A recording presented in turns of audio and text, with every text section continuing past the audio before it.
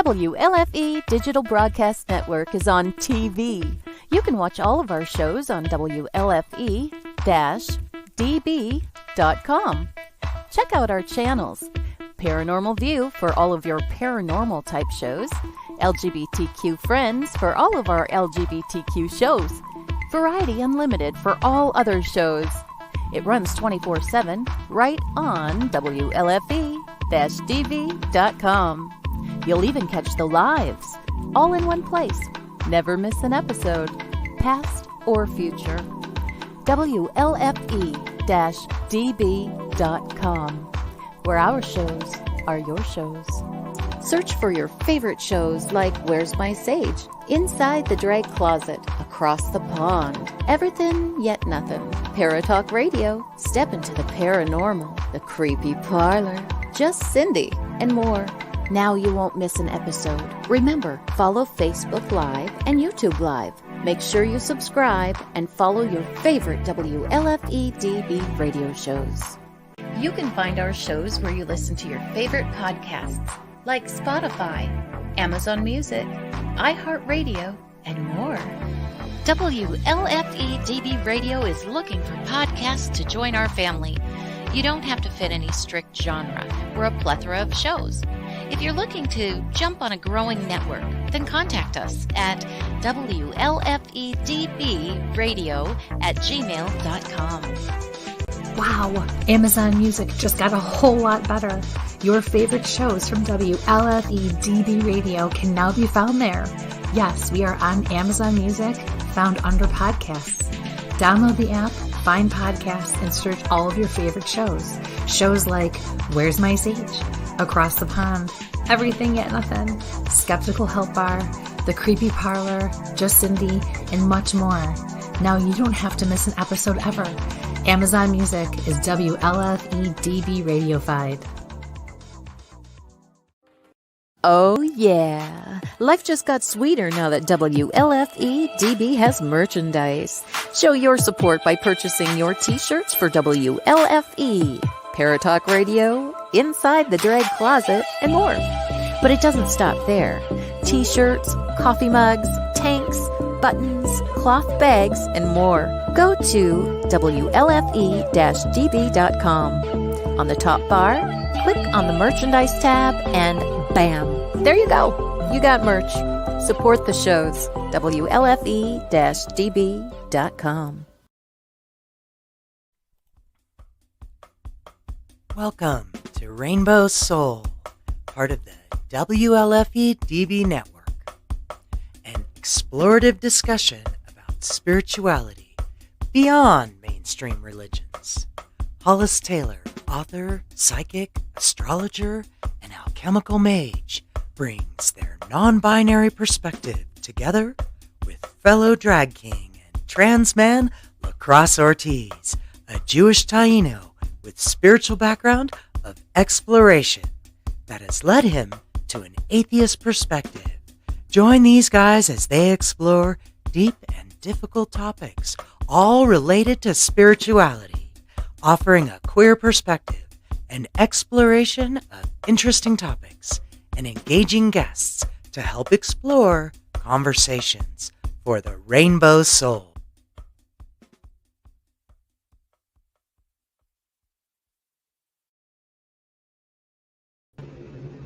Hello. Hey. Hi.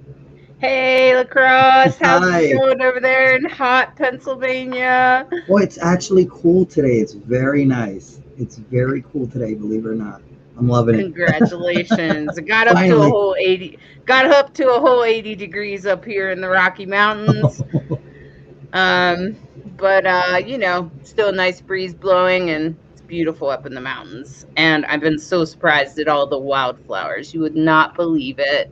Even on complete rock walls, there are flowers growing out of the rocks. And Oh, you're you're gonna have just to like, take pictures and send them to me. I will. All right, man. Anyway, I am Hollis Taylor. I am a psychic. I'm a witch. I'm an astrologer. And I'm the author of Divine Androgen. It's a sacred path for gender variant people. it's really about finding your most authentic self and getting rid of those things in life that confine us, like the binary. So, and I am the show host, and my buddy Lacrosse here. Lacrosse, tell us who you are. Hi, I'm Lacrosse Ortiz. I am a Jewish Taino atheist, following the path of I love wisdom, philosophies, and believing that you can be spiritual without a divine, the great spirit or a divine entity behind it. And just learning and sharing and growing every day. That's my spirituality.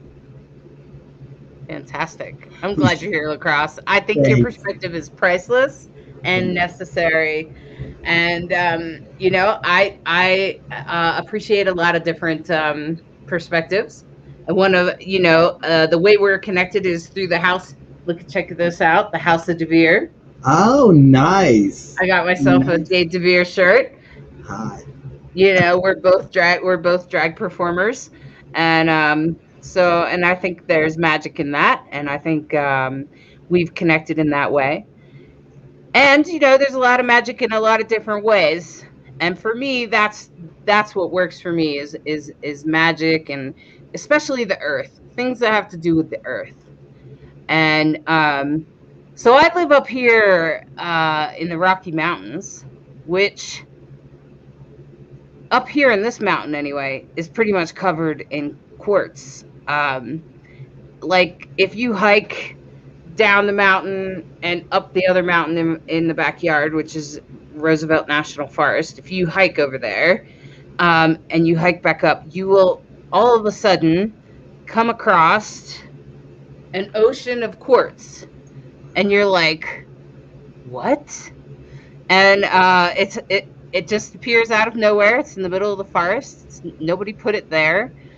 Well, I guess the divine did, maybe, if you see it that way, or Mother Earth just kind of vomited a bunch of quartz there.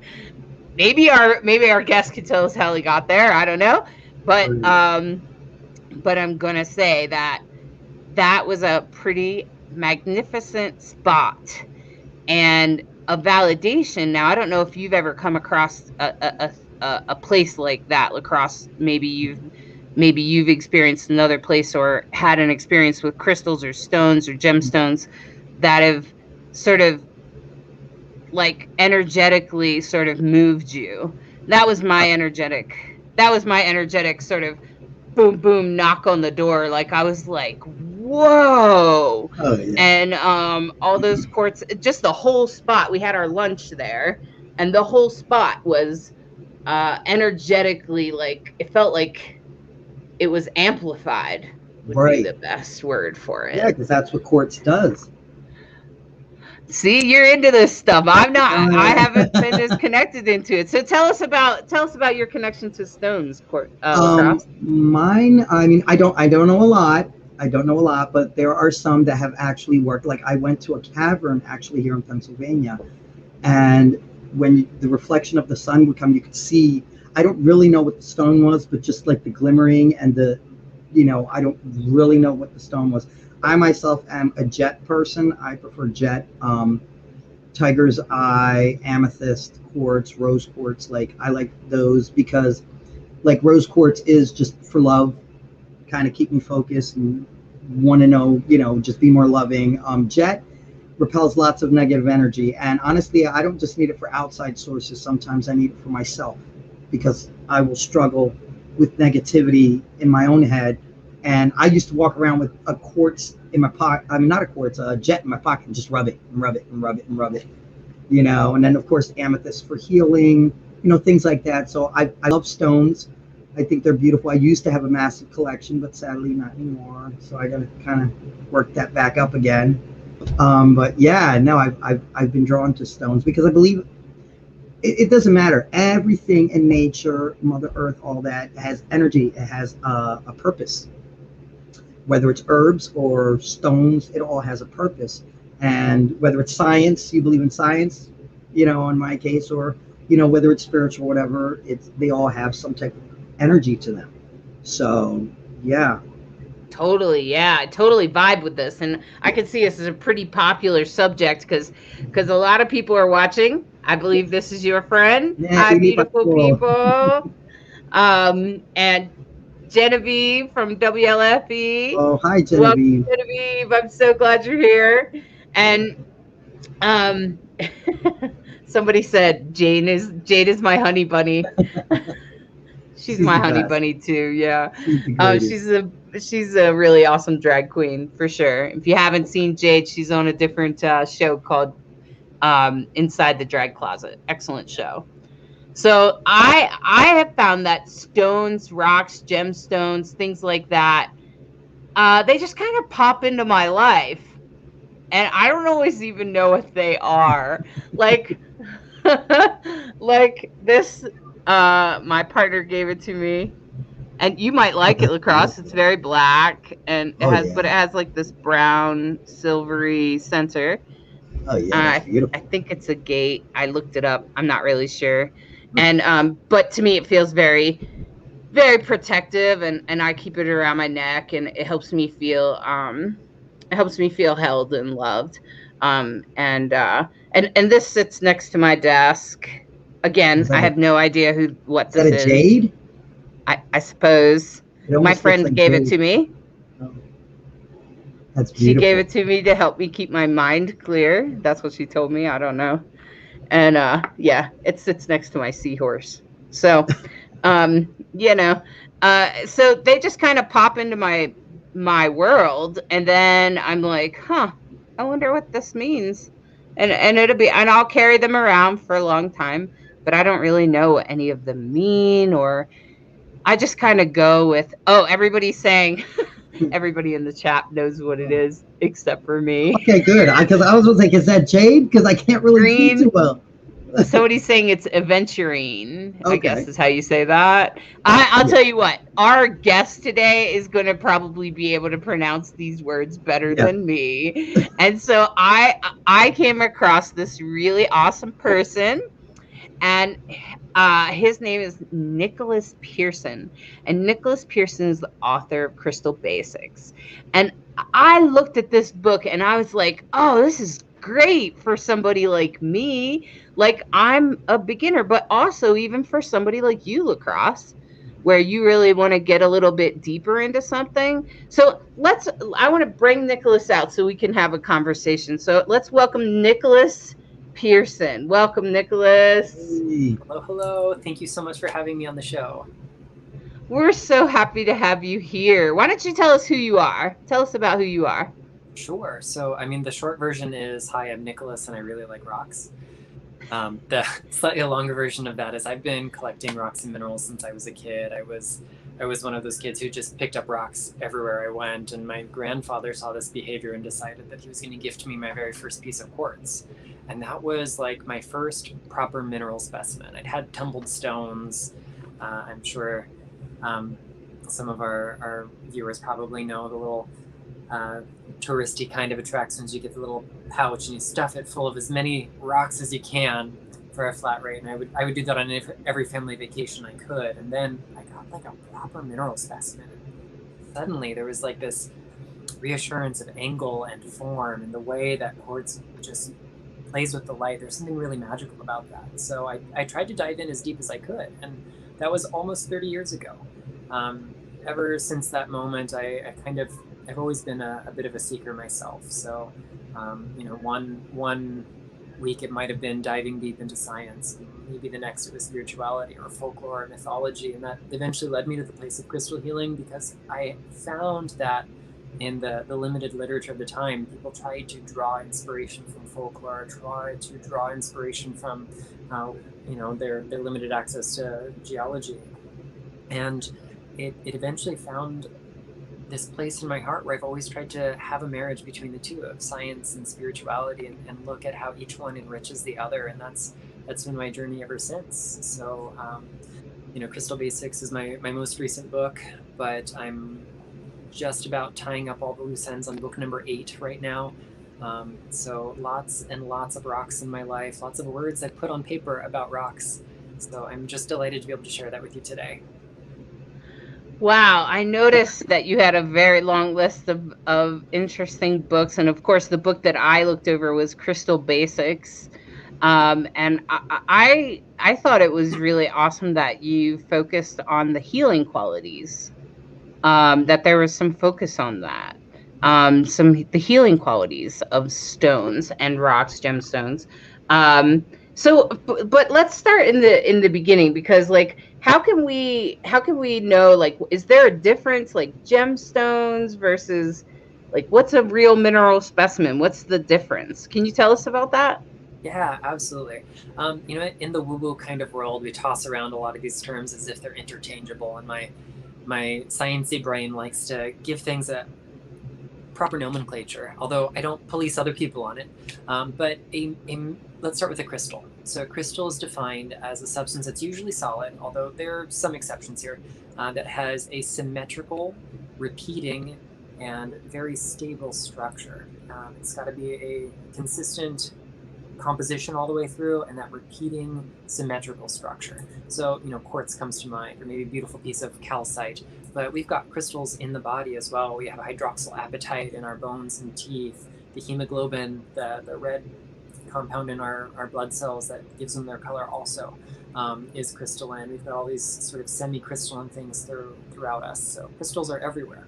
A mineral is defined as a naturally occurring and inorganic crystal. So it's got four qualities. It has regular composition, that symmetrical repeating structure, it's found in nature, and it's inorganic. So that's what makes a mineral. So that could be quartz, that could be amethyst or calcite, that could be you know, something harder to pronounce like metahematite or variscite or plumbogamite or all the other ites there are.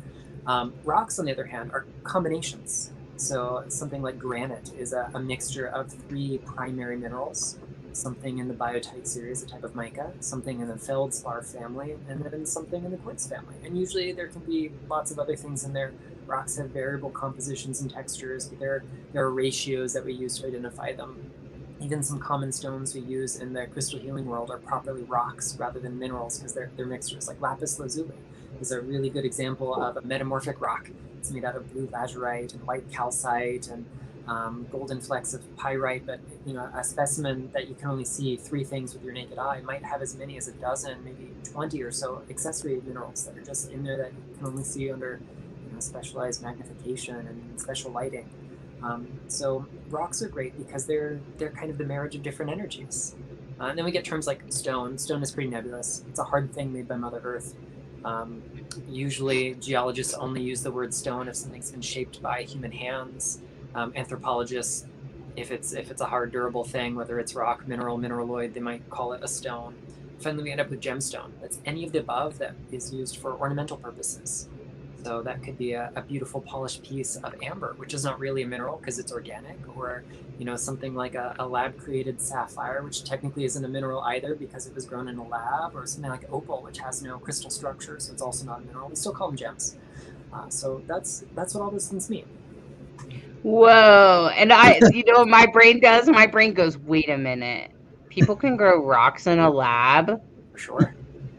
Okay, I thought that they only came from Mother Earth, like, you know, this quartz mountain that I live on, or, you know, or that you would mine them somewhere. I had no idea that they grew them in a lab. So, like, I mean, how do they, I guess it's over hundreds of years is how rocks form, right? It's the hardened earth with different minerals in it, right? So there's this whole cycle of how rocks and minerals form, and we kind of break it down into three big families of processes. We've got our igneous rocks and primary minerals. They are the result of molten rock cooling. So it might be the byproduct of that. Like most quartz is from a hydrothermal process. It's superheated, pressurized fluids rich in silica that escape from that molten rock. Or are, we'll say, supercharged by that molten rock that can hold all those dissolved mineral solids. And when they cool, when they have enough room to expand and release the stuff that they've accrued, then we get crystals that form. Other things are formed by sedimentary or secondary processes. So these are other forms of rocks that have been weathered, broken down, either by physical, mechanical weathering or by chemical erosion. And then all the little bits of them that are dissolved or broken down get transported somewhere else. stacked on top of each other and then cemented together until they become a new rock or mineral. And then finally we have metamorphic or tertiary rocks and minerals. And these are changed by heat or pressure, or usually a combination of the two. So like the Rocky Mountains where you live, this is a great example of orogenesis, the process of making mountains, where you've got tectonic plates that come together, and where those giant masses of rock meet, some of it's thrust up into the sky and some of it's kind of curving down and thrust under the other plate. And those places where they meet and collide, they get to exchange ingredients, and new rocks and minerals are born out of that. Wow. And it's hard, like out here in Rocky Mountains, they talk about the dinosaurs and all of that kind of stuff. So my brain starts to explode on the time zone of these things. You know, like I'm like, whoa, time warp. And, you know, and of course, that makes it really interesting. Chanel has a great question for you, Nicholas. Do you dig your own stones and rocks? You know, I've done it a couple of times. It is not my greatest joy in life. Dirt under my fingernails is not my favorite experience in the world. The last year I've spent a lot more time in the garden than I ever have in my life, and I'm getting comfortable with not being so prissy, we'll say. But you know, nothing beats a really well prepared mineral specimen. Like if I go to a paid dig site and I'm digging through red clay in Arkansas, the chances of me finding something really spectacular and pristine straight out of the earth are pretty nil. Whatever I get is going to have to be paired with oxalic acid and all sorts of other things to make it beautiful. Or I can walk into a rock and mineral store and buy one. So I'm that person. That's my Capricorn. Just let's go possess the thing. I like the materiality of it. There are plenty of problems with that, which I will openly discuss. But I would love to go to a proper working mine and study the history of it and study the mechanics of it, but it's not my great joy to say. Well, I think Chanel sells them too. So I sell rocks and crystals, Hollis, if you need help. So I think Chanel totally would appreciates anyone that shops for them. And I myself have tried to look for special stones like out in the Arizona desert, and it was a total coincidence that I came across all those quartz here in the Rocky Mountains. But there's quartz everywhere here in the Rocky Mountains. It's unusual to find a sea, as I described earlier, of them, but it happens. It's just random, I guess. But in your book, I noticed that you talked about like the healing qualities of that. So like when I came across that ocean of quartz, I'd never seen anything like that, but I felt that the energy field changed. Yeah. And so what is that when stones, when these crystals and rocks and stuff, when they change our energy field, can you talk about that and including the healing part of it? Yeah, so, you know, very broadly, energy is defined as the capacity to do work. It might be heat, it might be light, it might be any other form of energy. And these are things that we can measure. When we start talking about spiritual topics, sometimes we're talking about measurable energy, things that exist on that electromagnetic spectrum, and lots of times we're talking about things that don't exist on that electromagnetic spectrum. I like to go back to the physics of energy as a model, because even if it's not a hard fact, crystals heal only through the lens of physics, then I'm imagining, it just seems logical that subtle energies have to behave according to similar laws, similar principles. So if we look at anything in the universe, it is made out of tiny little particles that are making this beautiful ecstatic dance. They're mostly empty space, but when we have these systems that vibrate, they generate electromagnetic fields. And the more stable and coherent something's structure is, like a crystal, for example, the more stable and coherent its electromagnetic field is going to be. Now, a lot of times we use that term, EMFs or electromagnetic fields, in a kind of a scary sense in the woo-woo world, because we want to be protected from them all. But you know what? It's not just our cell phones that are microwaves and our appliances that are generating electromagnetic fields. Every cell, every organ, every tissue in your body is producing one. The carpet under your feet, the particles of air you're breathing, everything is kind of dancing in that sea of electromagnetic energy. So nothing is without that kind of signature. But by my nature, being a biological thing, I'm susceptible to constant change. No part of my energy field is coherent for very long.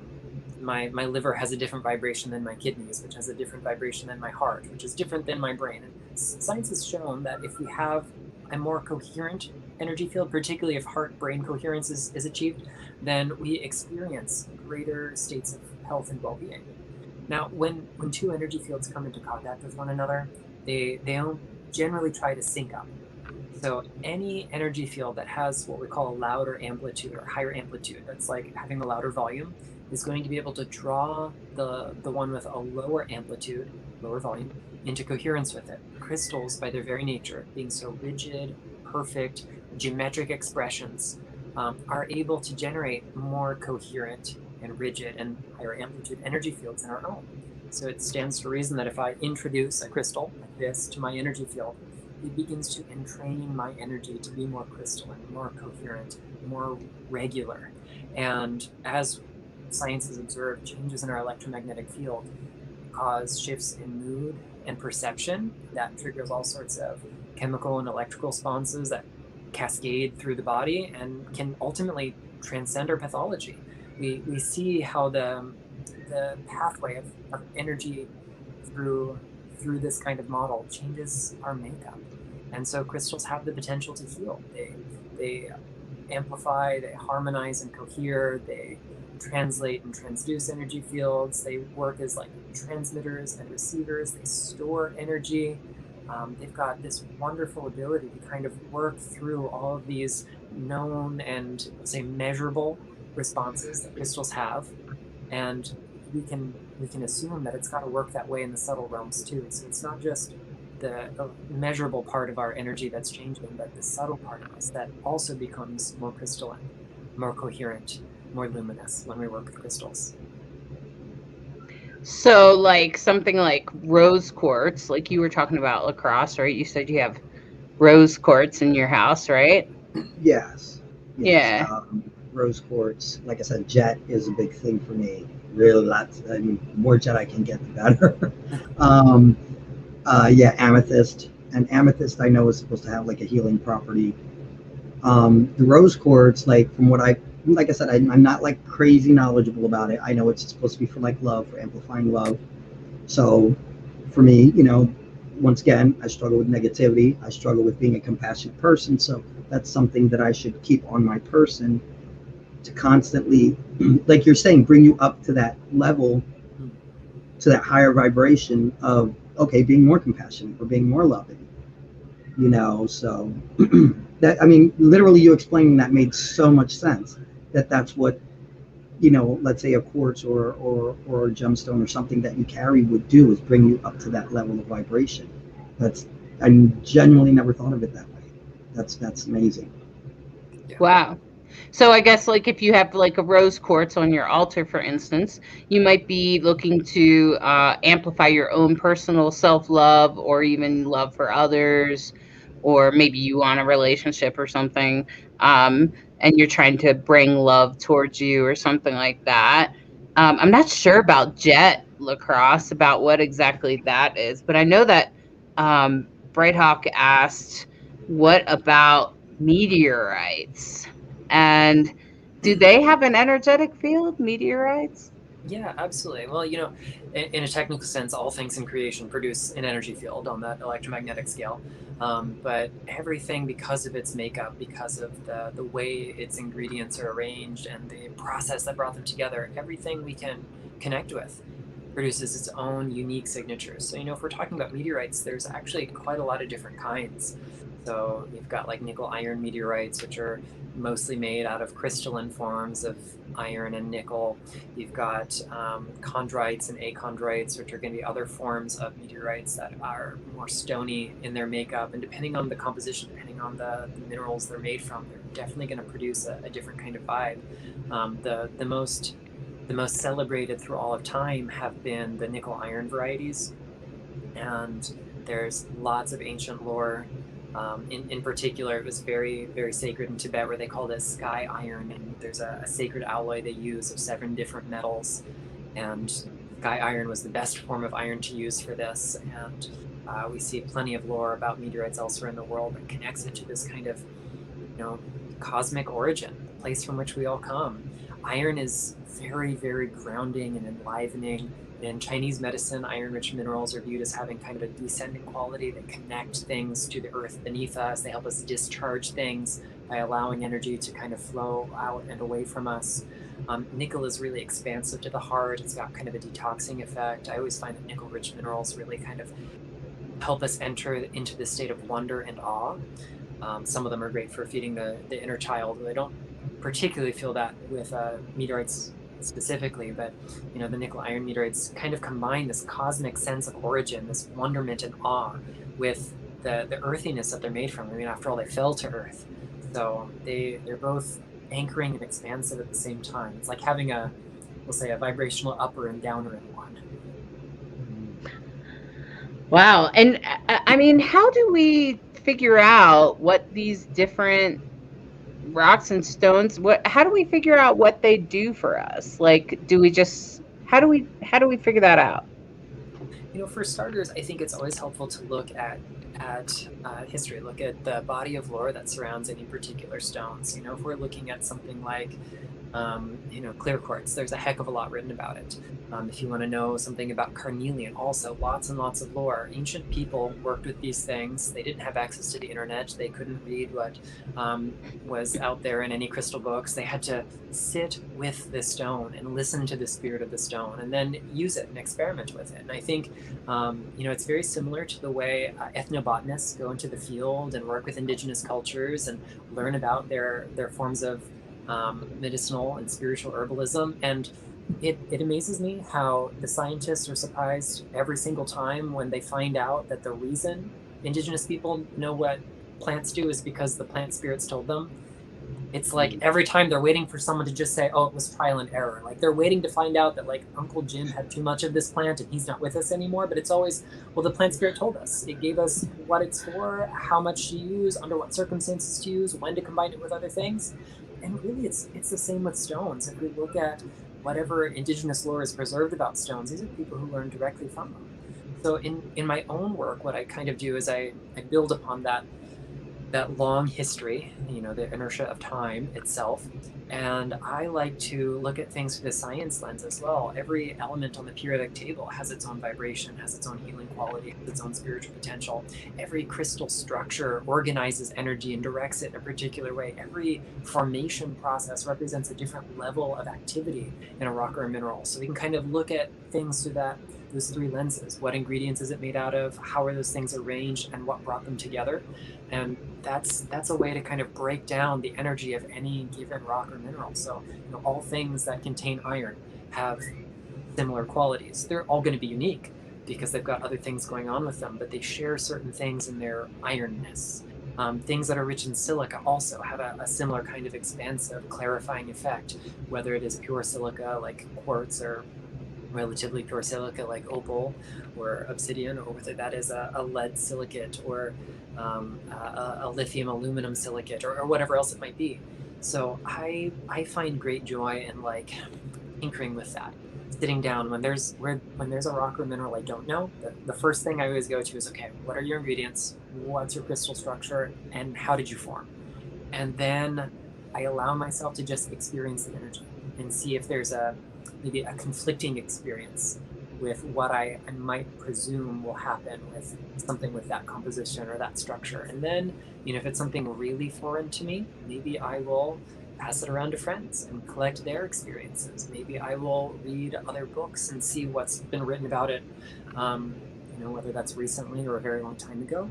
And then, of course, I work with other people in a pre-COVID world that was in workshops and sessions, and we got to experience things face-to-face and produce feedback.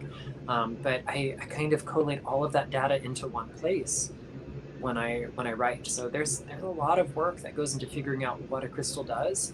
But thankfully, I put all that work together. So if you really want to figure it out for yourself, Crystal Basics has a whole chapter devoted to decoding the sort of doctrine of signatures with rock and mineral, where we look at things like formation process, crystal structure, chemical composition, as well as hardness and color and all the other things that make a stone unique. Okay, yeah, because like I got this as a gift, and I don't know what it is. People ask me all the time, and I'm like, I don't know. It's, it's black on one side and different colors on this other side, and I've tried to do some identification, but I haven't. I don't think I'm not sure how successful I've been. Sure. So maybe I need to. I'll try to use your book to try to figure it out, because I don't know, like, about hardness and stuff, because to me it's like, I don't know, it's pretty hard, it's not going anywhere. If I hit something on it, it's gonna make a sound. um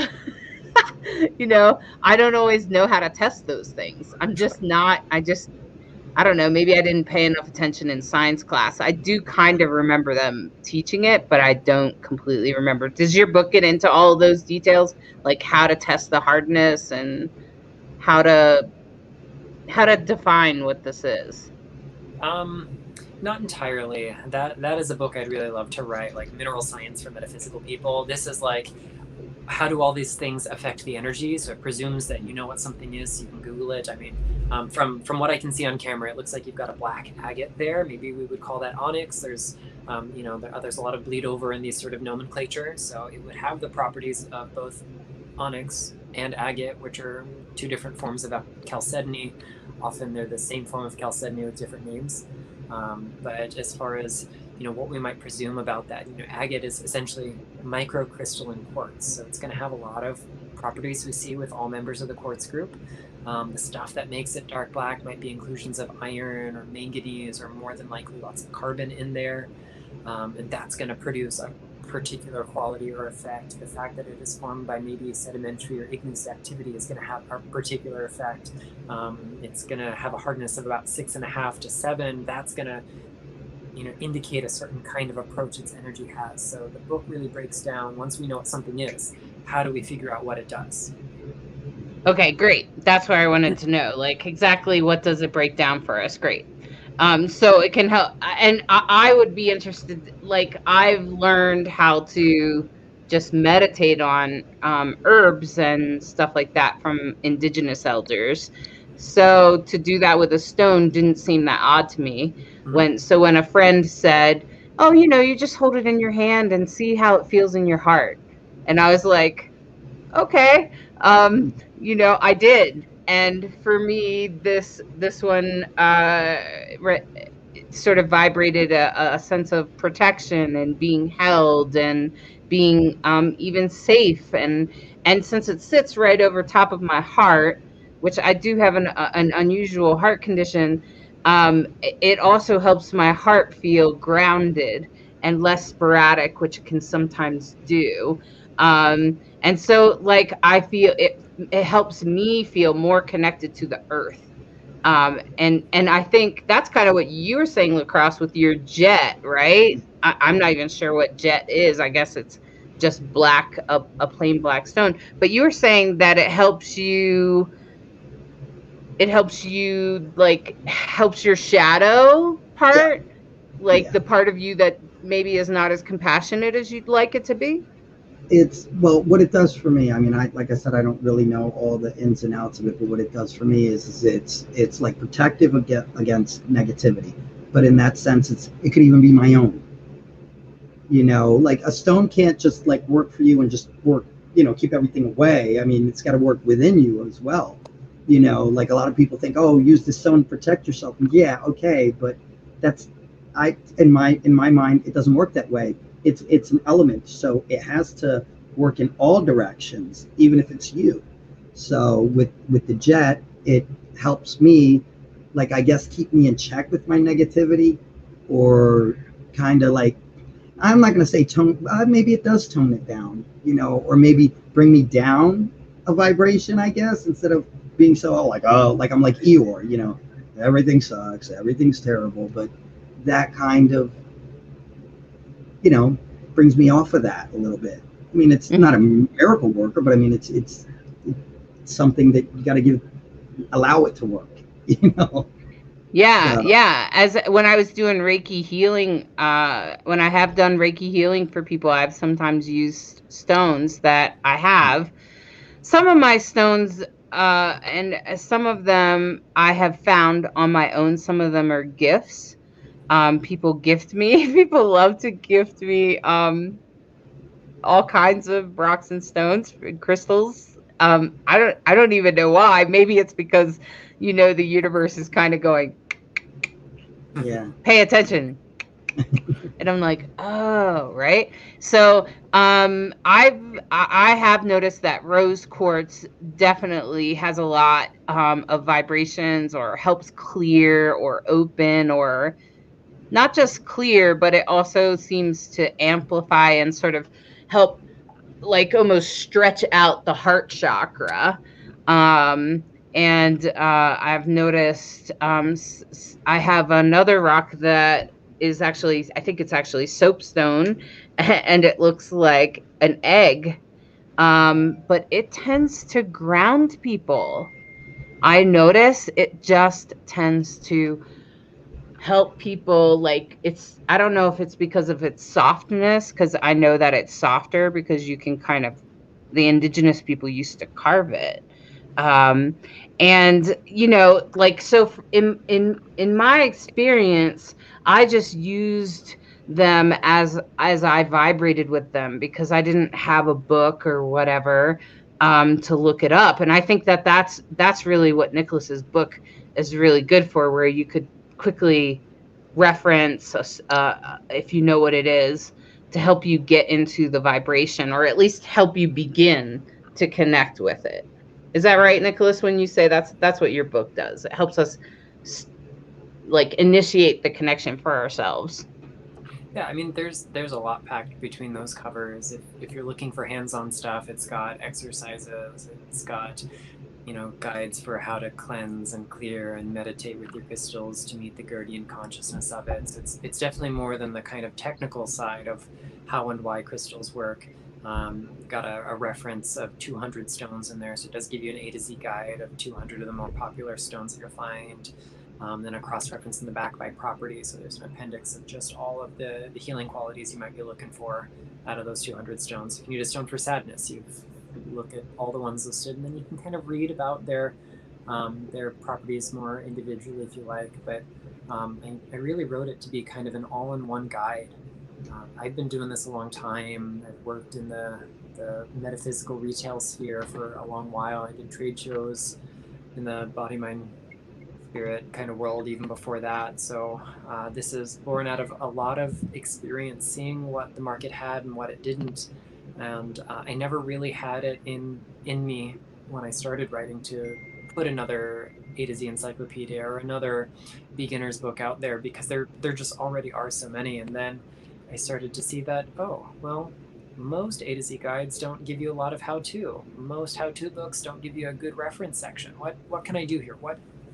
What am I seeing not being fulfilled? Where do we need better tools and teachings to help readers learn what to do with their crystals? So that's where Crystal Basics was born.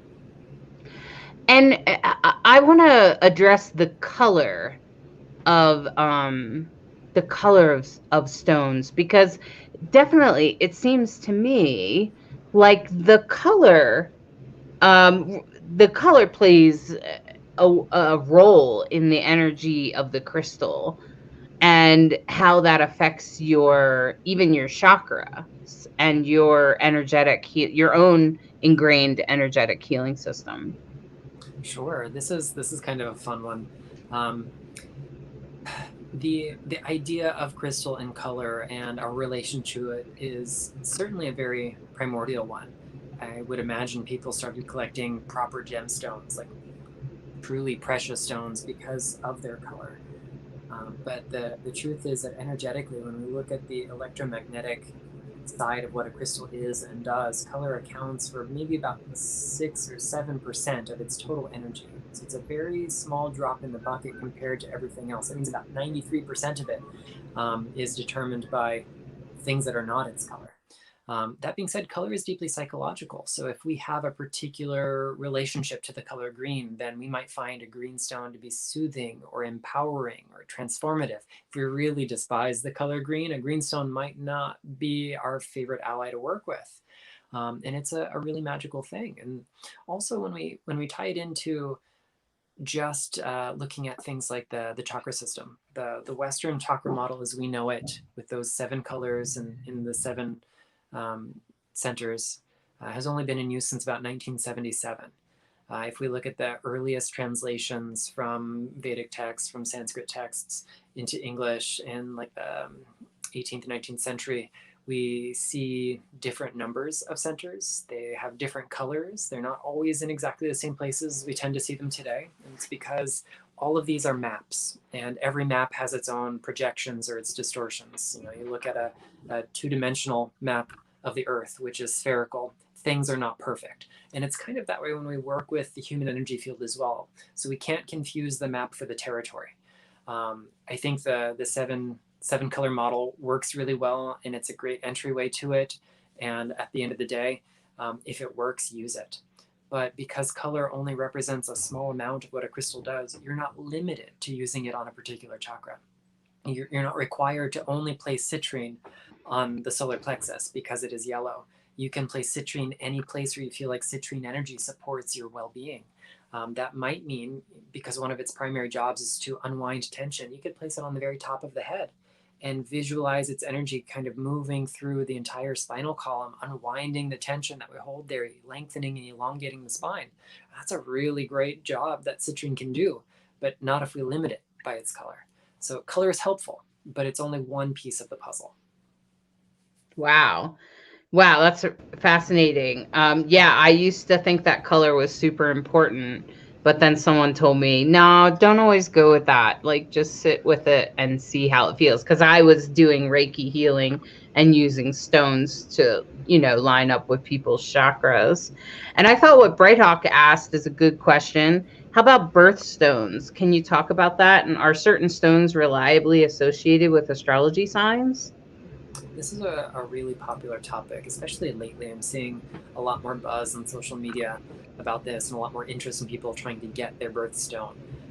Imagine if you were in ancient Rome, your birthstones would probably look a little bit different than if you were in, modern day New York, because you have access to different materials. If we look historically at the cultures who've attributed any sort of planetary or astrological correspondences to crystals, there is no master list where everyone agrees that this particular stone only is associated with one planet or one sign. And that's because different cultures had to work with the tools that they had.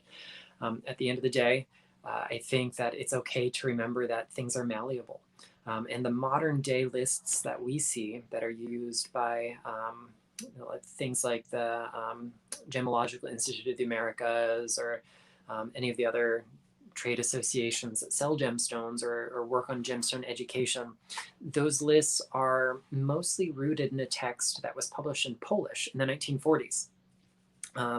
And this was one of the first texts to ascribe gemstones to particular months rather than just signs.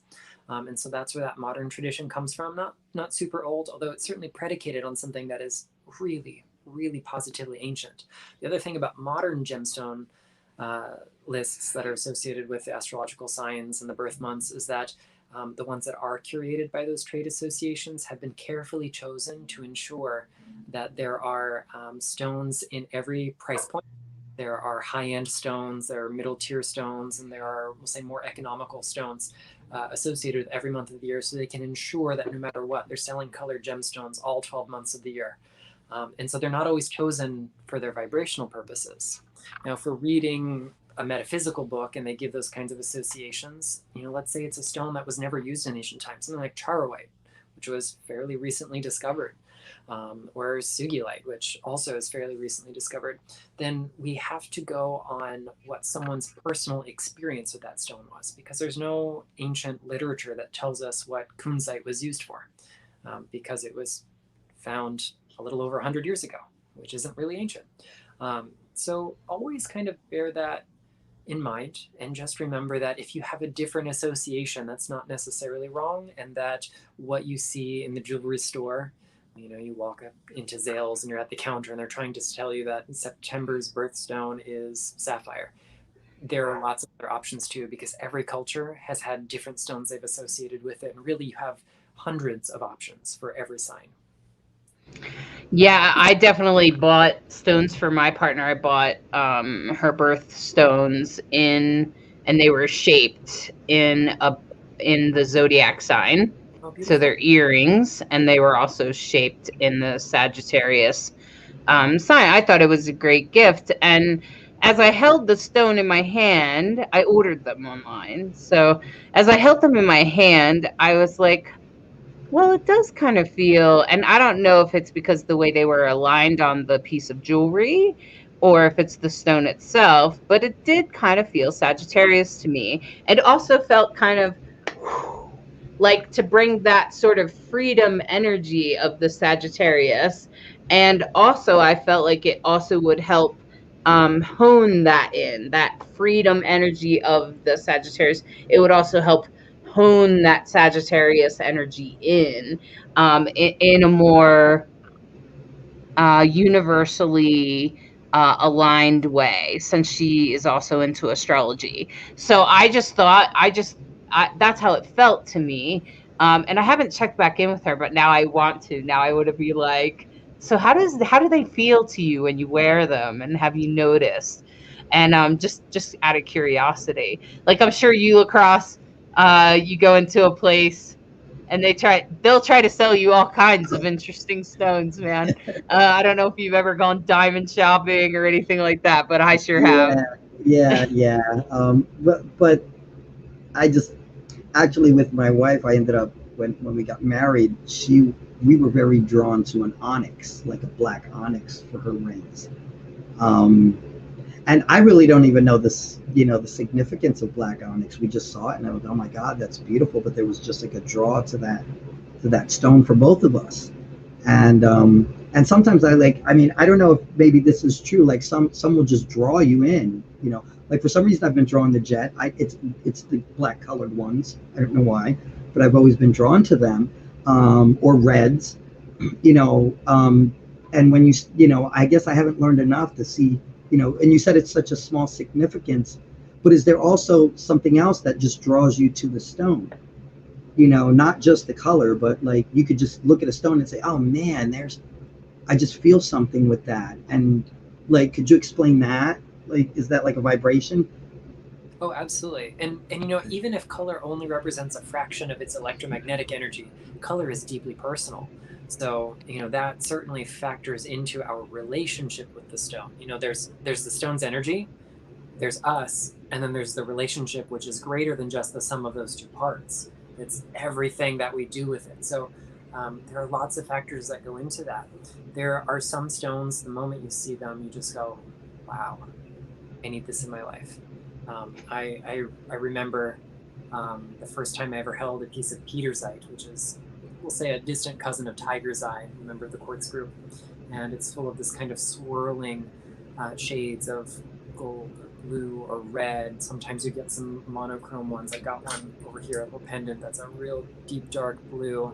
But in sunlight, it's got that kind of velvety, fibrous chatoyancy to it. And I've got others that are swirls of many colors in one. And just the moment I had it in my hand as a teenager, instantly in love, I knew I had to have more of this. I couldn't afford that one. That was not an inexpensive stone.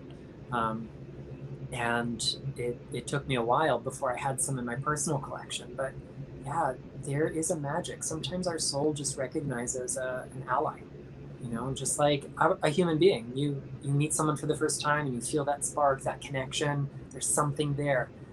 There could be lots of reasons for it. Maybe that is karmic. Maybe that is spiritual. Maybe it's because you've got some lesson to learn together. Maybe it's just because they're really awesome. There doesn't have to be anything deeper to it than that. And sometimes it's the same thing with our stones. You can just love a stone because you love a stone. It may turn out that the ones you love are some of your biggest teachers and your biggest allies.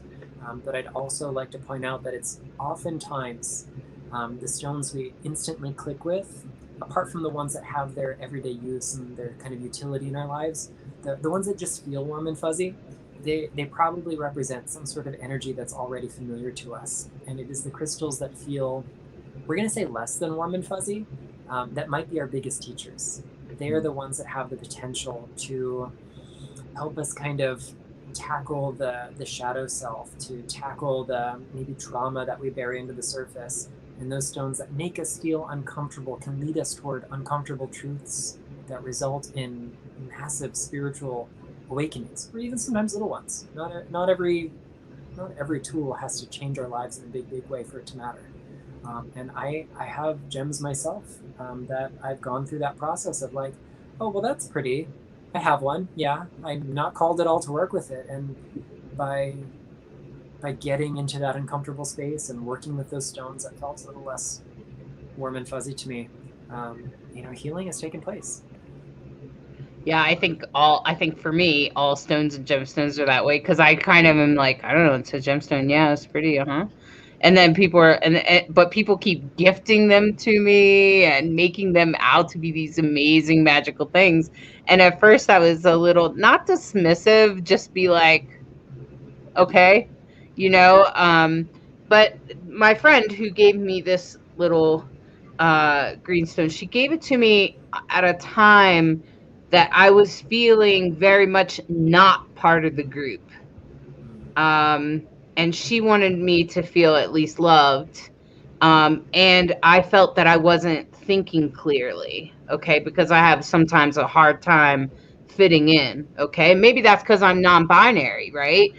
Sometimes I feel out or weird compared to the rest of the group. And I was also questioning the leader, which is a common experience for me, okay? And so she was like, take this, and I hope this will help you think more clearly, is what she said, something like that. And that I would see and understand things more clearly and more like the earth. Well, I did. At the end of that, I realized the leader was a little bit of a narcissist, and that might be why I'm so triggered. And that might be why I'm so not into this. But I didn't have any information. I was isolated. There was no Google when she gave this to me, okay? There was no internet connection. I couldn't look it up. I had no idea what it was. She just implied that it would help me think more clearly. And I put it in my pocket, and when I would get anxious from this leader, this narcissistic leader, I would begin rubbing it, and I would start to tap into my and that's not me. Like, I'm not normally that way, but I was so desperate in the moment that it felt like, well, I have this thing in my pocket, right?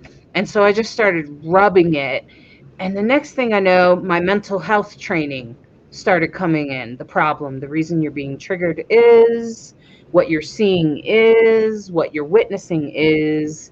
And immediately I started to become aware. So I just want to say that kind of happened to me, what you said, which is, at first I'm like, okay, right? But then after some time of, just because I was in a desperate place, right? I couldn't Google anything. I didn't have access to any healing things. I was surrounded by a group of people that were under this man's control. And I couldn't do anything but rub that stone. And I did become more clear on it. So that's exactly what happened. And it did feel familiar to me, though. It did feel comfortable because it was green, and green is my favorite color. So, I do want to bring out Eve's question. They were looking online and saw some small earrings, keychains, and charms of a phallic nature, and I've been considering getting one to use as a pendulum. They're available in a variety of stones. Is there one that would be more suitable for a non-binary person who would be starting hormones? Would there be different ones based on direction of transition? This is a really fun question.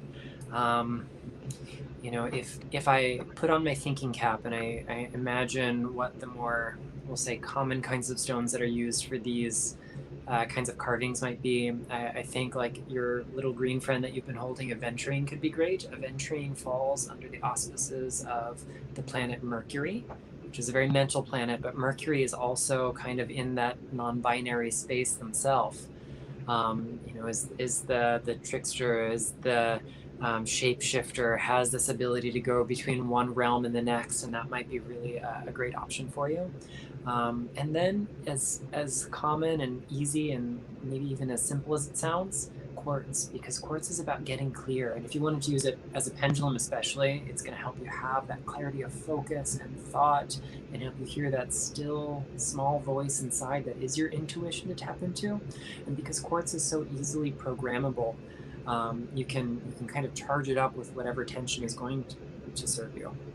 I also think that with the body of lore there is about quartz, there's a heck of a lot of it that relates it to the divine feminine and various goddesses. There's also a lot of lore that links it to the divine masculine and various gods. So if something appeals to both ends of the binary, I'm feeling like it's going to be just as happy in the middle too. It can help us at any point in that transition along the way. And if you're lucky enough to find, we'll say, weirder rocks as options, I doubt you'd find a small charm like this carved out of something like smithsonite. But smithsonite's something that I've worked with a lot of people who are transitioning, or even just kind of working with their own knowing, their own comfort with their gender identity and expression.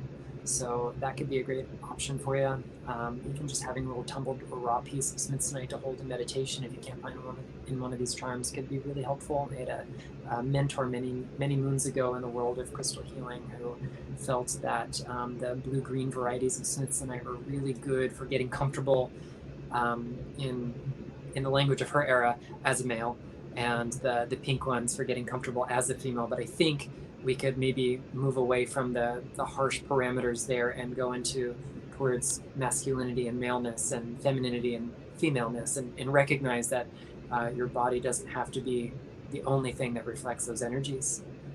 And then if you really want, I love working with lavender and purple varieties for in between, for that androgyny, for that non-binary and gender queerness. And if you want something that's just totally outside of this, you can find yellow smithsonite. I have a little teeny piece hiding in a box somewhere nearby, just off camera. That is from Ireland, actually, and that is, for me, like just the agender. It doesn't go into that space at all. So, just a strange and unusual mineral for a very special kind of question. So, thank you so much for asking me. I think that was awesome. Like, I was like not even sure if you would be able to answer that, because I was like, I never thought about gender or any of that with stones. I don't know. It just never occurred to me. So that's interesting. Yeah, because even as a non-binary person, I don't always. Sometimes I see femininity and masculinity, but I definitely understand that Mercury is the representation of both in the world, and that really vibrates with me. In fact, I prefer if people I feel like you misgender Mercury if you use she or he. I'm like, no, it's they. And anyway, we are going to take a break. We are going to take a quick commercial break, and if you have a dream for lacrosse, please type it in the chat. And when we come back, we will be doing that, and we'll come back with Nicholas, and we'll continue our amazing conversation about crystals. And I look forward to seeing you all soon, okay? So let's take a quick break.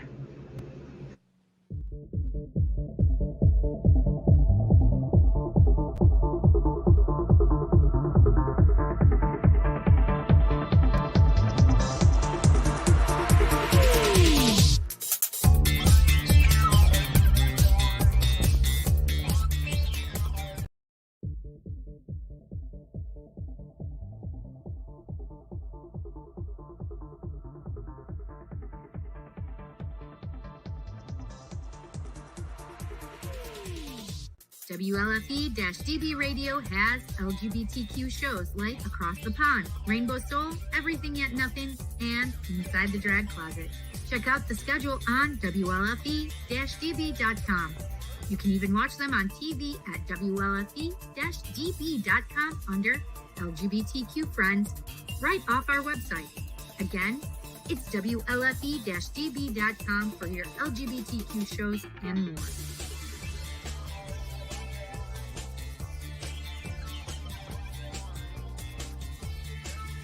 WLFD-DB.com, where talk radio is a whole lot better. Our shows are your shows, and that there makes for a great talk radio.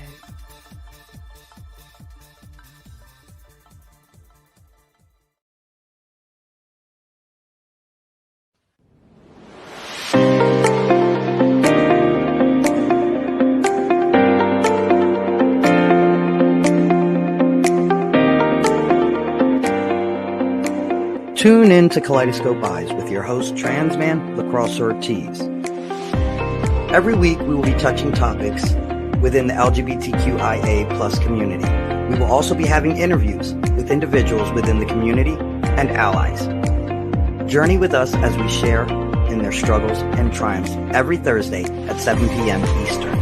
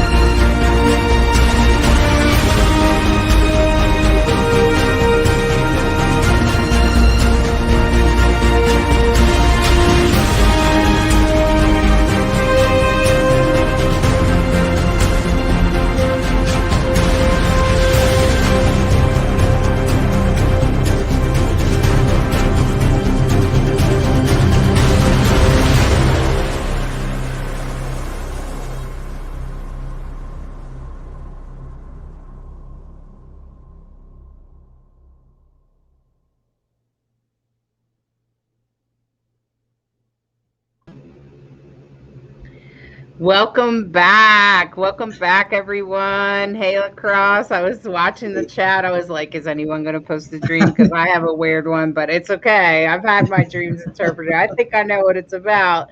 Jessica has a dream.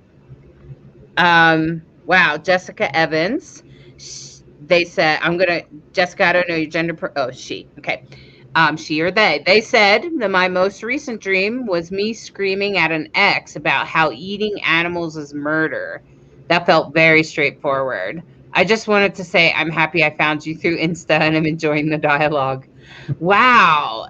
What do you think about that? About yelling at your ex about animals? I'm personally a vegetarian, although I'm not completely convinced that eating animals is murder. I mostly do it for environmental reasons. But what do you think about that? What do you think about that, Lacrosse? Okay. It sounds like to me like her opinion, right? Like right. her ideas. Right. Yeah. But I mean, I'm trying to, like, you're screaming, so that would make you angry at an ex, which ex would automatically mean the past. Eating animals is murder. This one's a little, since it's a little vague, it's hard to really interpret because, like, were you very angry? What does the ex represent? Even though it's a part of your past, was it a negative? You know, because some people are friends with their exes. So, you know, I need a little bit more detail because eating animals, I mean, is just eating animals. Like you said, it's an opinion. Are you vegetarian? Do you look at it as murder? So if I could just get a little bit more detail. Well, we'll see if she says anything else. Yeah. I had an odd dream. I've actually had this occurrence in a dream before where I can't seem to find things. It's happened a few times, and the circumstances seem to change. Last night, it was weird because I was around people. I don't know any of the people in my dream. Seriously, I don't know any of them. But in my dream, I did. And in my dream, I respected them and was very interested in what they had given me, which was actually we were at like some sort of pride event, and they were like drag people and queers generally, pride type of environment. So I felt like they were definitely part of my vibration or whatever, but they had given me particular things to like present or talk about or to engage with somehow. And I don't even remember what the things were, but I spent all night looking for them in this woman's car that I don't know. But it's not unusual for me to dream about not being able to find stuff. Like I'll dream all these other weird circumstances, but then I can't find anything. And the only thing I really remember is that I can't find stuff. Now, my house is not, I mean, I'm not perfect, but I'm not that disorganized. I'm really not. Right. I think usually that is just, that's an inner thing. That's like your journey. And it's literally because when we walk on our journey, we're always pulling from different resources, and sometimes maybe there's a resource and, we stack it in our brain, we put it in our brain. Like I didn't even remember about jet till today. Okay, so you just stuff these things in your brain, all this information, and to me it's just like, where the hell, wait, I know this, where did I put this? And it's still like your journey, you're still pulling from all these different directions, but I know about this, and where can I pull this to put it here, and where you can place it, because they're gifts, they're things that are given to you. What is knowledge? Knowledge is something that's given to you, and to me it's like you have all this knowledge that's been given to you, and sometimes you don't know where to pull from because you don't remember where to find it, and isn't that how, I always tell people I'm never lost, I'm just temporarily misplaced, but that's my journey. I always look confused all the time because I don't know what's going on, I don't remember things, but then it takes, certain situations to pop up and say, oh yeah, I remember about that, or I remember this. So maybe it's just you like trying to pull resources for yourself, but you can't find them. You're like, where the hell, I know this, but where is it?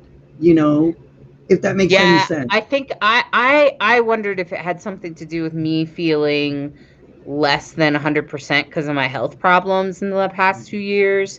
In the past couple of years, I've had some really strong, some really deep health problems that have really sent me sideways and not in my normal self.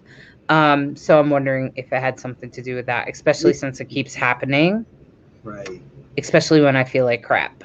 Yeah. So you have to I look feel like for I'm not resources to make you feel better. So, I think you know what you need to do, but sometimes it's like, where did I put that? And sometimes it's really hard when your adrenals are completely crashed. You don't have the energy to get whatever it is you need. Absolutely. Like for me, I should be writing and I should be playing more video games, because that's what's fun for me. Right. But I don't have the energy to all the time. So, hey, look at this. Back at Jessica, they said I'm veggie for environmental reasons as well, which just means that I'm not sure if you're familiar with lacrosse, but essentially the belief is that our environment is ruined, is hurt by farming meat the way that we do right now. That there are probably better ways to do it, but we're not doing it. So we kind of, as a result, we kind of boycott meat as a result. Okay. And so there's a whole bunch of people that do this. I'm not the only one. Obviously, Jessica's not the only one.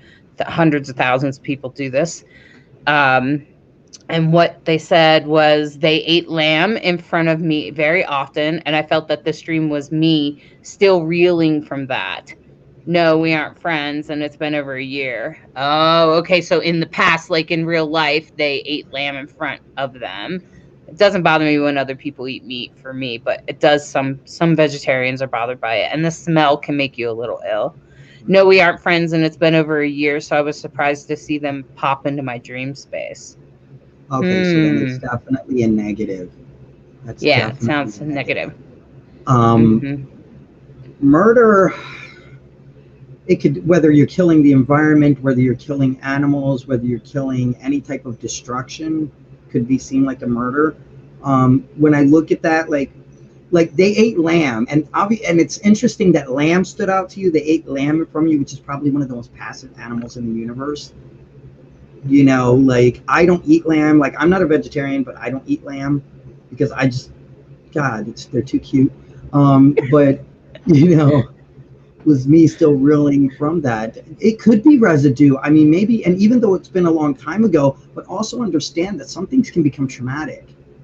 Like them eating such an animal in front of you it could cause a trauma. And that could be you lashing out against that trauma, or you lashing out against that hurt. You know, I mean, that's the only thing I could think of, because like, I know there are certain things that they could seem trivial to other people, but it's a trauma to me. You know, because we all have our triggers, and it could be a trauma. And have you recently seen somebody eat meat, or have you been in a situation where it triggered you to feel that way? You know, and brought that anger and that trauma back out into the open. So maybe you could like dig deep and see if there's something that triggered that. You know, because it's usually not anything just random. Something, if you dig deep enough, you'll find that trigger. You know, a lot of people like to say, oh, it's day residue. Even day residue has some type of trigger in it. So, I mean, something might have triggered for you to feel that anger, that trauma, and maybe that's your mind telling you, we got to work through this anger. We got to work through this trauma, because it really did mean, it really did something to you. So, I mean, that's just my opinion. I'm not an expert anyway, in the least.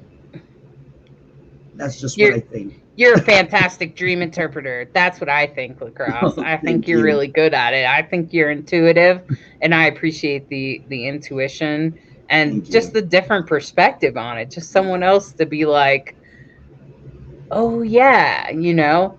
And you know, here Eve was saying, when we're ill, we're aware of our vulnerability and feel unprepared more easily, and have our memory impacted by our health. Absolutely, Eve. I've really struggled in the last 2 years in that way. I totally get it. And, you know, speaking of that, is like, you know, when we come trauma that Jessica was talking about, of, you know, we all experience different types of trauma, and I'm having my own healing process right now. We've all had to struggle in some way, and many of us need healing. And one of the things that I've done is I've actually done Reiki on myself using stones, using crystals, putting them in different parts of my body that I felt called to in the moment. So I just want to say that you don't always have to see someone else for healing, that you are able to generate your own healing. And that it kind of brings things out, you know, and can kind of help you clear stuff. Jessica, it sounds like you may have sometimes struggled with that in that way, like maybe the trauma, you need to kind of let it go or something like that, you know. You need to clear it, because when we hold stress in our bodies, it's not really, it's not always the best for our health. Take it from me. It will manifest in one way, shape, or form. It'll manifest. Yes, it will. And so I want to say that we've been having a great conversation with Nicholas Pearson, and we're going to bring him back out. Hey, Nicholas, welcome back. What a great conversation to have with you today. I've really appreciated your insights and everything. And we were talking about using crystals to heal ourselves. And, even just having something in your pocket or doing something a little bit more intentional where we set stones in different parts of us and generate healing. When we do that, though, some of those crystals feel like they kind of help us take things out of us or whatever. And even when I've used them on others, especially I've done some healing on some people that were really in extreme situations. And I felt it necessary to cleanse the stones. I felt that it was almost necessary. How do you feel about that, Nicholas? Like cleansing stones, and does that need to be done? Oh yeah, big time. There are different schools of thought about this that I've seen over the course of my life with rocks, we'll say. There is a persistent belief, especially in the internet era, that there are certain stones that might never need to be cleansed or cleared. Selenite is one that's tossed around a lot for that. It started with a short list, kyanite and citrine, and that list has grown over the years. But if we look at the kind of like fundamental mechanisms, the essential principles that all crystals function with, we've got this short list of things that all crystals do, and among them is having memory. They record things. So we've talked so far about how perfect crystals are, but Mother Nature is perfectly imperfect, or perfectly or imperfectly perfect, I guess, depending on your perspective here, but we're going to go with perfectly imperfect. So it is in those tiny little aberrations, those deviations from the perfect structure and composition of the lattice that gives us things like color. If we didn't have imperfections, we wouldn't have smoky quartz or rose quartz or amethyst or citrine, because all quartz would be transparent with nothing else going on. But it's because of imperfections that we can experience the beauty of the color of gems. But vibrationally, structurally, one of the things that we get out of those imperfections is a space where energy can be imprinted or stored. There was a really great body of work that was published by a materials scientist by the name of Don Robbins. He was a solid state chemist, a researcher of paranormal phenomena as well at the same time. And he found that the imperfection, what we call lattice defects inside crystals, were places where information could be stored and later retrieved. And he's got a whole approach to that. Also, there's a computer scientist by the name of Marcel Vogel. He's kind of the grandfather of the modern crystal healing movement. He also kind of worked from this perspective that defects in crystal lattices allowed us to store and retrieve energy. So if all crystals have this ability, and all crystals are interacting with the electromagnetic world around them, just like we are too, then they are retaining imprints of all the energies they ever meet. And the reason we cleanse is because not every energy that they remember is necessarily, we'll say, aligned with the purpose for our work with them. That's not to say that they accumulate negative energy or that bad stuff gets trapped in them. Energy is not good or bad. With electricity, you can make toast or execute someone, right? Electricity is not bad, it's the use of it. So crystals don't view energy through lenses of that binary of good and bad. But is the energy that it's experienced and remembered aligned with your intention? If you've just gone through a healing session with yourself or another person, you've gone through this catalytic release of emotions, crystals remember that. Do you want to take that same imprint of someone else's discharged energy and hand it off to the next client to hop up on your table? Absolutely not. But even as you go about life in the world and you've got a favorite ally, a little gem tucked into your pocket, or a crystal pendant that you might be wearing, or some bracelets, they're not only remembering all the good, they're remembering the things that maybe weren't so good about your day. So cleansing your crystals is an important part of practicing good spiritual hygiene. I think that in most cases you can't do it too often. You certainly can do it not often enough. And I think the last year has encouraged us all to practice much better physical hygiene, but we can't neglect our metaphysical hygiene either. Imagine if you only washed your hands once a month when the moon was full. And that's how a lot of people treat their crystals. They only cleanse them once a month when the moon is full. If you only changed your socks and underwear once a month. it's a very different kind of perspective, right? So we got to remember our vibrational hygiene just as much as everything else. And cleansing too often is not a bad thing. It means you have to charge it up with your intention when you're done.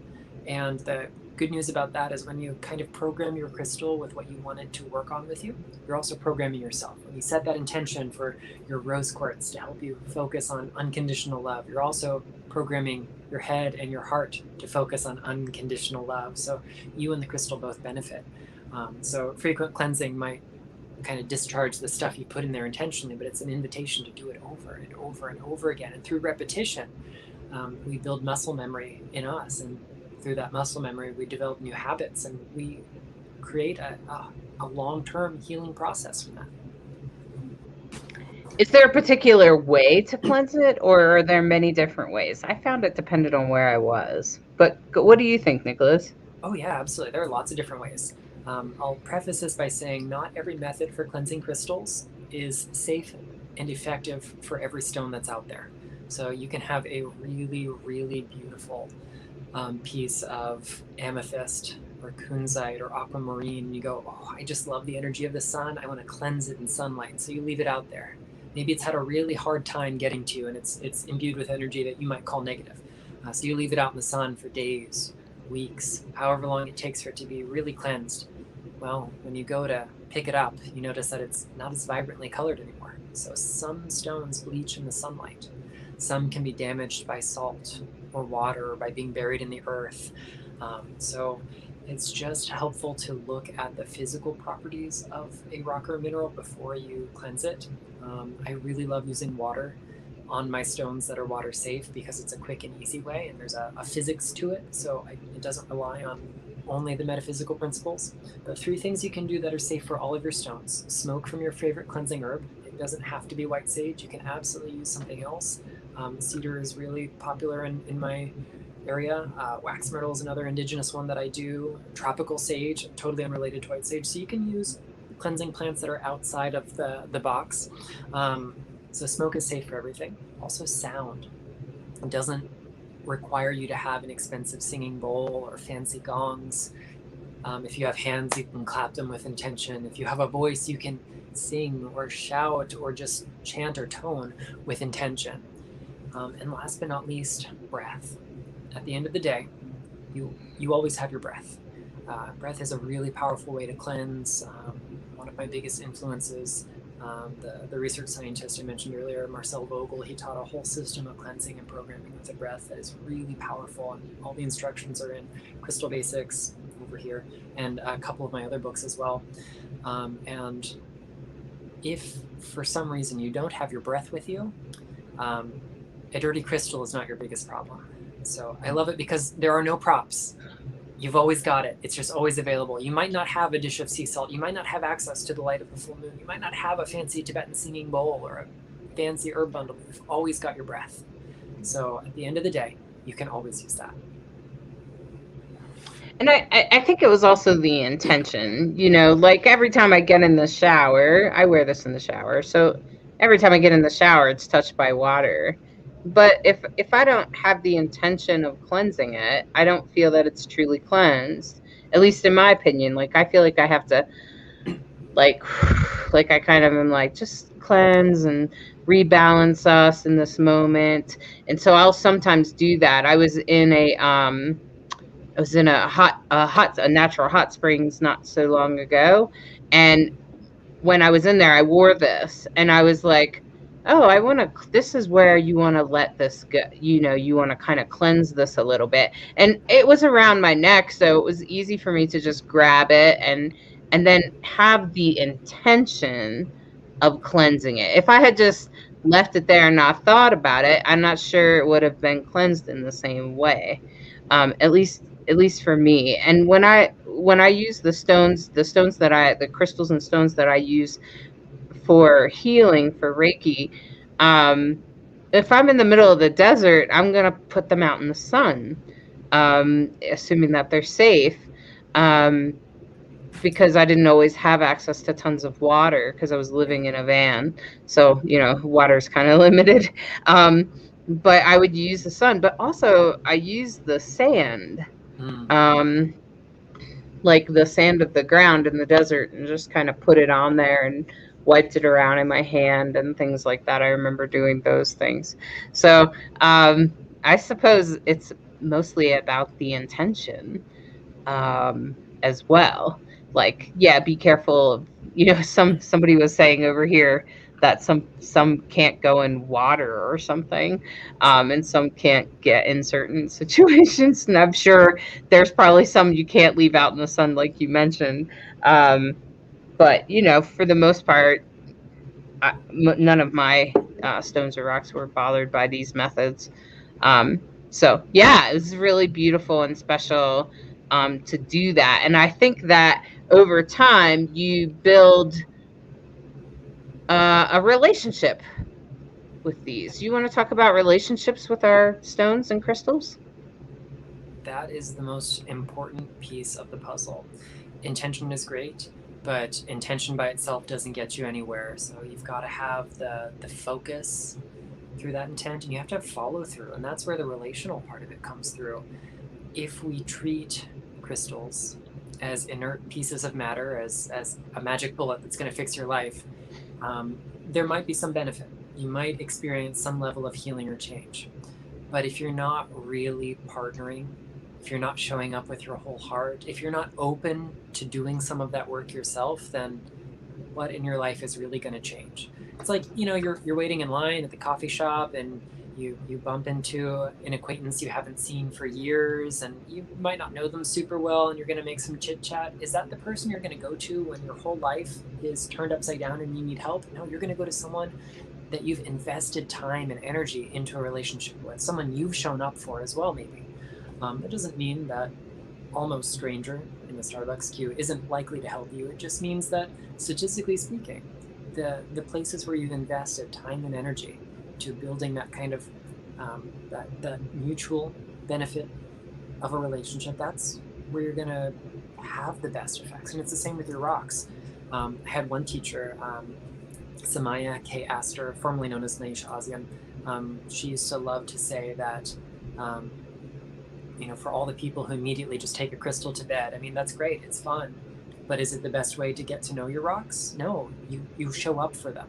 You meet them in meditation, you do the work. It's just like meeting a person. You're going to have a great overnight experience with that person, or maybe not, if you just take them straight to bed. But is that necessarily the best place to get to know them?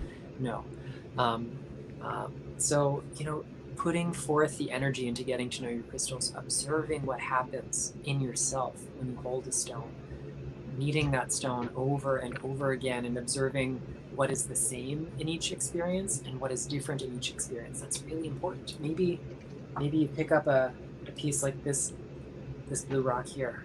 This was actually sent to me by a friend who gave me a sample she needed to have identified, and it's been coated in epoxy. So a lot of my physical property tests I couldn't do because it's got a really thick layer of varnish on it. So the first thing I do is, okay, what does it feel like to me? Where do I notice its energy in my body? What do I notice changing inside me? What do I notice maybe being magnified or intensified? And then you put it down and you come back the next day and you go, okay, what does it feel like to me today? Maybe there are new things bubbling up. Maybe you see some of the same patterns, and you work with a stone over and over again to kind of generate enough data to look at the overall trajectory. One of the things that all crystalline structures do is they reflect. So not everything you feel when you hold a crystal is coming from the crystal. Sometimes it's like looking in the mirror, reflecting what's happening under the surface. And so part of the reason we look for what's different is because what changes is probably you. Crystals are pretty stable. They don't change a heck of a lot without outside help. So we want to look for the common thread and also what is different. How are those things different? I did end up solving the mystery, but not through necessarily metaphysical means. But, the first time I held it, I went, oh, this stillness I feel, that reminds me of a rock I know. It doesn't look like this rock that I know. And it turns out it was that rock that I knew. It was demortierite with a heck of a lot of other stuff in there. It's got a really, we'll say, busy matrix going on. But demortierite and quartz and probably a whole bunch of other things I can't ID because I can't grind it up or scratch it or do other fun things. And it was because I built a relationship with the stone that I was able to figure that out. Right, exactly. Um, and I think the relationship is part of one way that we can, like, how can we integrate using stones, crystals in our life? Like, how can we use them other than the ways we've talked about? I'm sure there's tons of other ways too, right? Oh, absolutely. You know, my favorite thing to do when I am maybe coaching or giving advice to someone who's kind of new to the world of crystals and energy is I give them an assignment that I just call a crystal contemplation. If we put the word meditation on it, it sounds harder than it really is. Find a place with good lighting. Natural is always best if you've got access to it. Turn off all your distractions and just look at your rock. Get to know it from every angle. Hold it up to the light and see how light moves through it versus when it's backlit. Feel the texture of it in your hands. If you've got something that's sharp or delicate, be mindful about the kind of tangible part of getting to know it. But use all of the senses that are intelligent to use. Please don't lick your rocks. But really get to know it. And as you do that, you're going to notice, oh gosh, the particular shade of pink of this rose quartz always makes me feel this way. I'm always really mesmerized by the way the light is really diffuse passing through it. The sharp edges of this twinned quartz crystal evoke this feeling in me. And that's one thing we can do. Just get to know your stones and see what happens on the inside when you do it. A little bit more intentional. Of course, after you cleanse them, you can charge them up or program them with your intention and carry that with you. Wear it as jewelry, place it around the home. You can make elaborate crystal grids like mandalas out of stones that are meant to kind of magnify a particular intention or to send healing to a particular place or person or event. You can make crystal charged waters, if you know what you're doing. Otherwise, don't put them directly in your water. Not all minerals are safe that way. You can meditate with them. You can go on journeys with them, both the literal kind and the more metaphorical or spiritual kind of journey. They're just endless ways to apply crystals to your everyday life. Yeah, and I've seen something about an elixir. I've seen people put it in with their oils and things like that to make the oil more, I don't know, I guess imbued with the energy of the crystal that they put in there. So do you have any suggestions about that? For sure. So, first and foremost, always practice safety, because you might really love the energy of galena, but you won't love the effects of drinking galena-infused water. It is a lead mineral, and it will wreak havoc on your nervous system. So in Crystal Basics, there's a whole chapter on crystal elixirs, and it opens with a list of cautions, not just specific stones, but specific properties stones might have that render them not safe for your water. So do they contain toxic elements? Are they easily damaged by water? Do they dissolve? Are they attached to unknown things? Are there inclusions in them you can't identify? Is it softer on the scale of hardness? Does it have a high amount of water or something else in it that might make it, we'll say, less amenable to soaking in water for great amounts of time? And if you want to use one of those crystals that meets one of those properties and therefore is not safe for direct contact with water, there are ways to make elixirs that are charged indirectly. And the book will walk you through a couple options for that. So elixirs are great because it's a very visceral way of working with crystal energy. You're charging up that water. Water also has memory. I'm sure many of our viewers might be familiar with the work of Dr. Masaru Emoto, who took those beautiful pictures of ice crystals that had words and sounds and pictures exposed to them. Even earlier than that, Marcel Vogel was, the man who invented the word liquid crystal. The phrase liquid crystal mesophase was coined by him and his research team, and he invented the very first liquid crystal displays. So he did a lot of work at IBM looking at the relationship between water and crystals. And water in its ideal state should be organized into what we call a liquid crystal mesophase, a state between liquidity and crystallinity. And it's willing to organize itself in response to strong electromagnetic fields.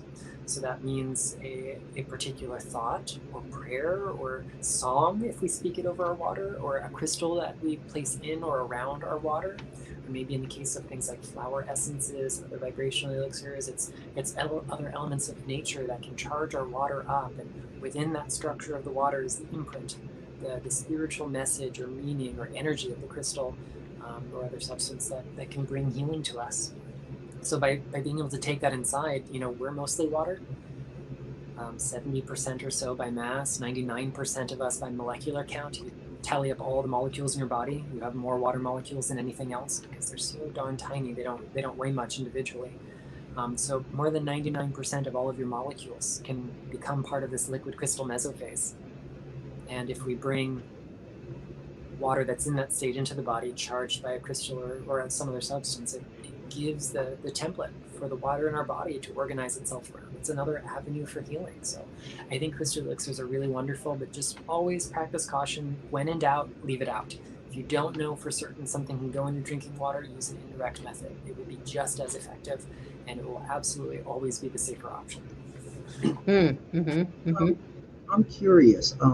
Now, is there a difference? Okay, if you have the stone, like if you have the stone raw, or you get it, or you end up getting it polished, is there a difference in its energy? Like, will that make a difference, or its energy is its energy? So let's compare here. We're going to have to use our imaginations. We're going to pretend that these two pieces of quartz are the same size. One has been polished into this kind of irregular tumbled stone, and one is left in its natural state with its termination intact. If the only thing different about them is more or less their shape, then a crystal's primary energy is created by its chemical composition, its crystalline structure, and its formation process. That's identical in both of these things. So the only thing we've changed is maybe the way the energy is distributed. It's like listening to the same song through two different speakers, maybe through your earbuds versus really nice speakers, surround sound. It's the same music, but you're going to notice slightly different things about it. That's kind of what it's like when we have the same stone in two different shapes. It's the same song played through two different kinds of speakers. This is going to be maybe a little bit softer and more diffuse. It has no strong directionality to it. This obviously has a strong directional kind of focus because it's got a point on it. A sphere is going to radiate energy equally, softly, gently, in all directions at once.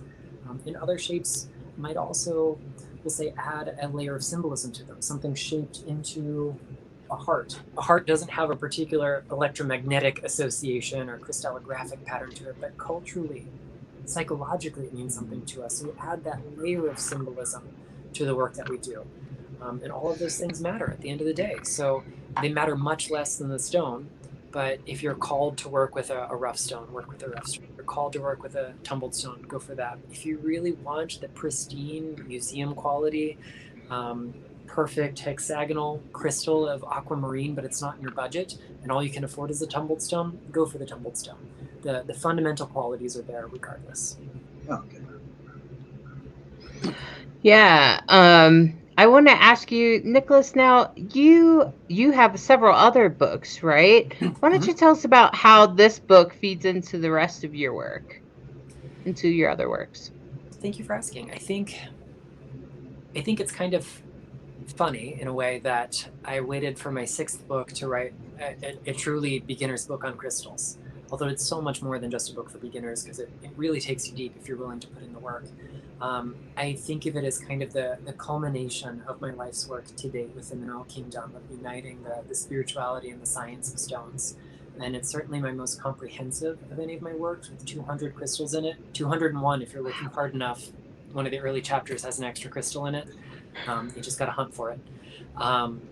And I really think that a lot of the principles that were kind of laid down in my very first book, which was called The 7 Archetypal Stones, their spiritual powers and teachings, and I probably have a copy nearby. Oh, I lied to you. There's one here in the stack behind me. But 7 Archetypal Stones is like a really, really, really deep dive into just 7 stones. So we look at the cultural associations, the historical and folklorical uses, the way they're used in modern gemstone therapy and crystal healing. We look at the geology and the mineral science behind it, and we find the common threads. And that's like the extreme of what we can do with the principles that are laid out in any of my books, but over here in Crystal Basics with those, the chapter on decoding crystals, learning how to break those things down. It kind of shows you how you can spell that out for yourself. So I think the ulterior motive in all of my books on stones to date has been endeavoring to, one, teach science to metaphysical people. It makes us more credible. And also, like, Mother Nature is just amazing. You don't have to be a theistic person to appreciate how incredible the universe in which we live truly is. So just the wonderment of that in and of itself is an end. But if we learn how to look through the lens of a geologist, if you can look at a rock with a geologist's pair of eyes, you see something entirely different. And that gives you clues as to what crystals can do. And it helps you draw your own conclusions and think for yourself, so you're not relying upon an outside source. Of course, I want to sell books. I want people to buy copies of Crystal Basics. I want it to fly off shelves. But you're the real authority for your own energy.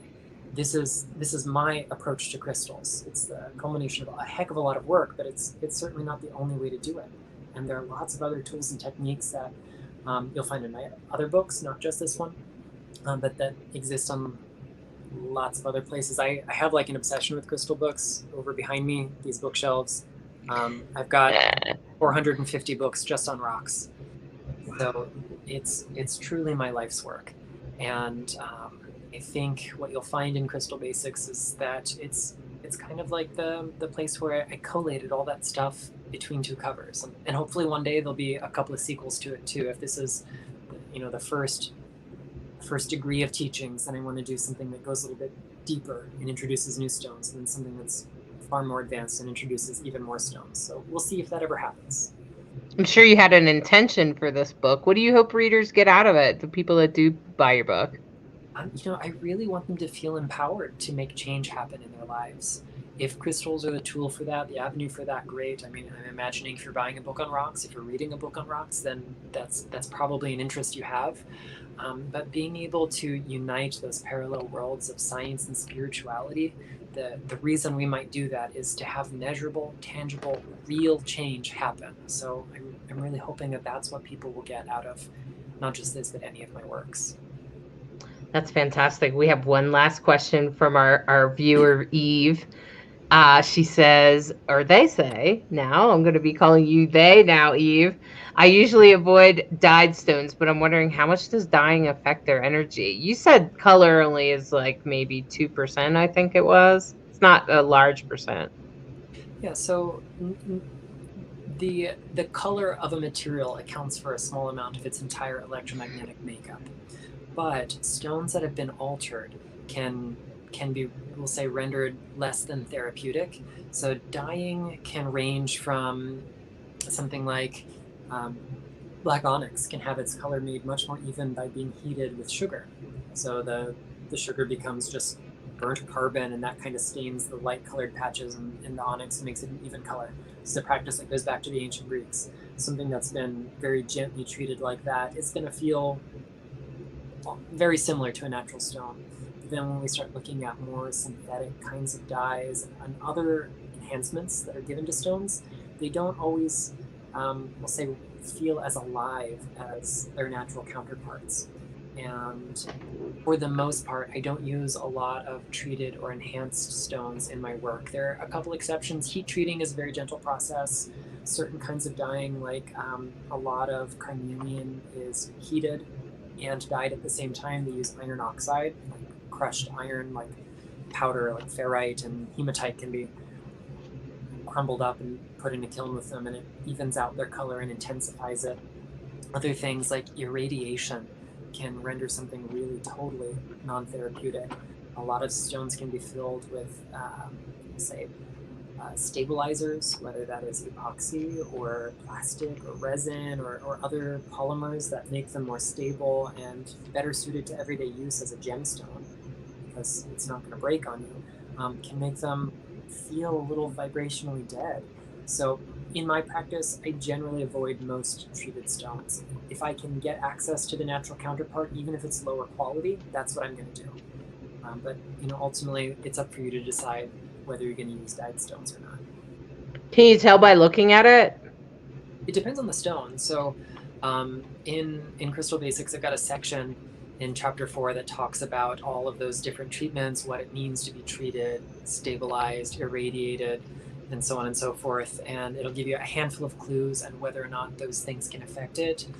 There are some treatments that can fool even a professional in the field, and sometimes it takes very sensitive equipment and very powerful magnification to know if something's been dyed or otherwise treated. but there are a lot of giveaways, especially for the stones we see in like the metaphysical scene. Lots of tumbled stones or other polished stones. It can be really, really evident when they've been dyed, because dye will kind of seep into particular strata or cracks or appear very superficial if it's backlit. Agates are something that are very, very commonly dyed and have been for a very long time. There's nothing new about that. If you see an agate that is fluorescent pink or lime green, there's a good chance it didn't come out of Mother Earth looking that way. If a stone has an iridescent surface that is a very vibrant color, then that's also probably been treated.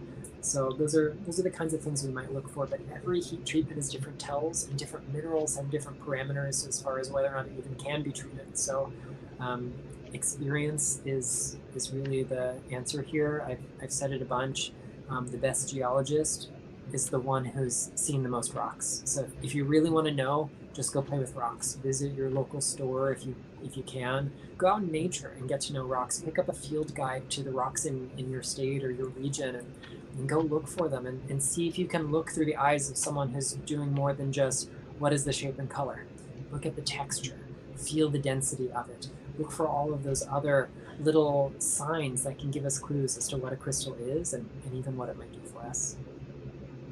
Wow. Thank you so much, Nicholas, for coming on the show today. And thank you, Lacrosse, for inspiring me to find someone on this subject, because I knew that you were into it. And I just appreciate you both for being part of this today and helping our community tap into this amazing part of Mother Earth that we all have access to all the time. And I'm going to do a reading for the entire group to wrap up our show today. This is Love is Love deck. It is a deck all done by LGBTQIA artists. Each card is done by a different artist and is a completely collaborative deck. And I appreciate that the most about this deck. And this is a very special deck. I have loved playing with this and doing readings for everyone. Now I'm about to pull 3 cards for the past, the present, and the future, and how they affect us right now and going forward. And I want to say that anything I say today for you is meant for you. And that means everybody that's watching right now live, people that are watching it later on, or in however you come to this video, that doesn't matter. What does matter is that you take what you like and leave the rest. Okay. If something doesn't vibe for you, please just leave it. It was probably meant for somebody else anyway. And so what I want to say is that, wow, we got all major arcana. If you don't know anything about tarot, that means like getting 3 aces, okay? Major arcana means it's very powerful. Our conversation today was very powerful.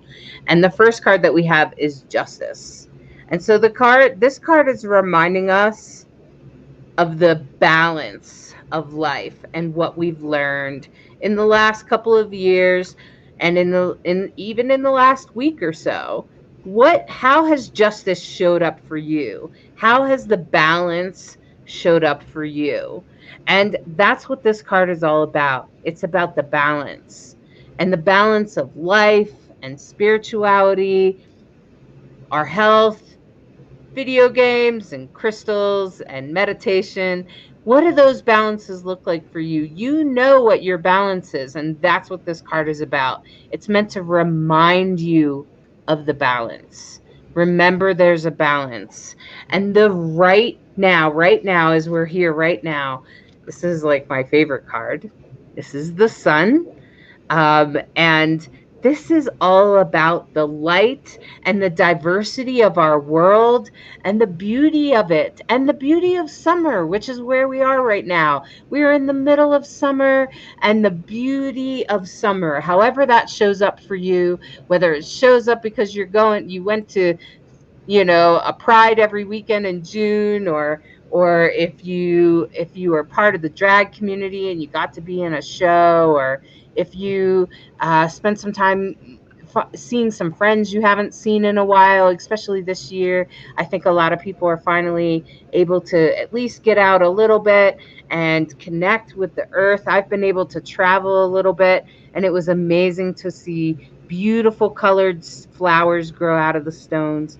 So I want to say that that's what this is, to remind you of the sun, the light, the what right now, what you're experiencing right now, to harvest it, to really take it into your heart and really say, gosh, it's so nice for it to be still light out at 9 o'clock, right? Or 8 o'clock, or it's really nice to have great weather and not be so hot, right? Or maybe you like the heat and the humidity, okay? Whatever is going on for you, this is telling you to be grateful and to harvest those beautiful moments in our lives right now. And going forward, Spirit is telling us that change is happening. Change is on the horizon, and astrology would totally pick this up. This is the death card. So if anyone who goes, at the death card, it doesn't always mean someone's going to die. What it usually means is that some part of us or some piece of our life will move out and something new will come in. And you can see that this knight is carrying a rainbow flag. The liberation of the queers. Well, change is happening. Change is on the horizon, my friends. Grab it, take it. And if you notice, this knight is actually stomping. The horse itself is in roses, in a vine of roses, which actually roses symbolize the beauty in life, but also the part that pricks and draws blood. And remember that those little scratches, those bruises, those scars, that they actually take you forward into the light. Don't run from those shadow pieces. Embrace those shadow parts. That's what this card is all about. It's reminding you that as we go forward, to harvest the lessons from the hard times, my friends. I totally get hard times. I have suffered for the last couple of years. I really get it.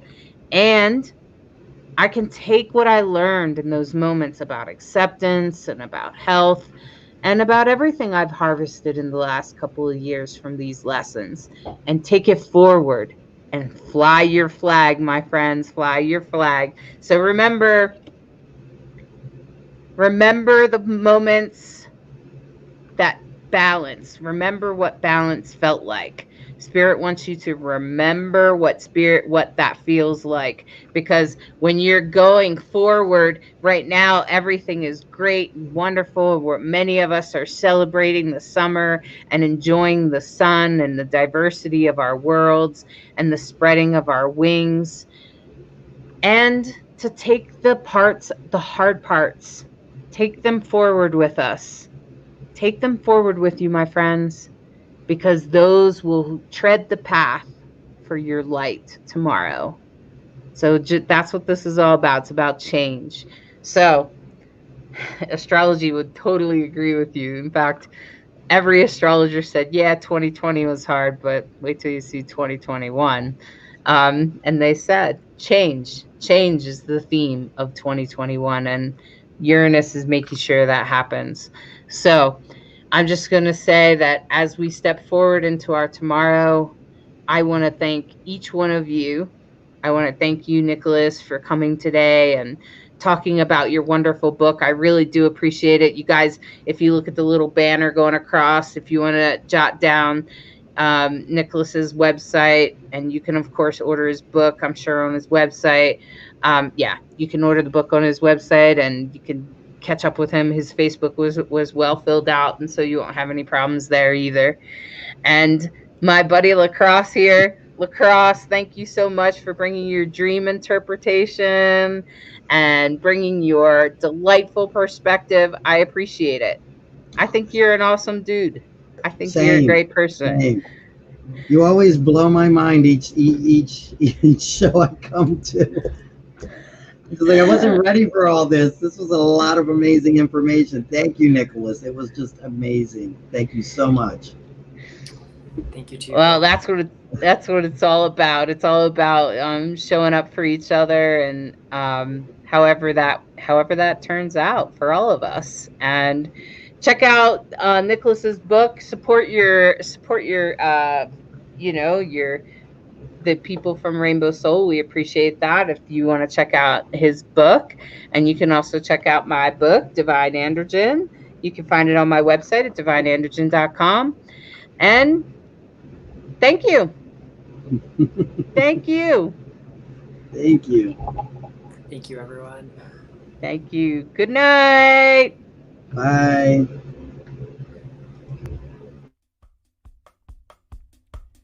Thank you for watching Rainbow Soul, part of the WLFE DB Network, a queer perspective on spirituality beyond religion.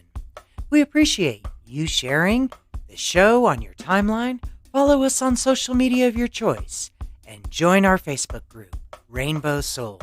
We want to hear from you. Share your topic ideas for Hollis and Lacrosse, explore upcoming shows and interesting guests. The Rainbow Soul Facebook group, where we build community of questioning seekers. Rainbow Soul, where spirituality is our medicine.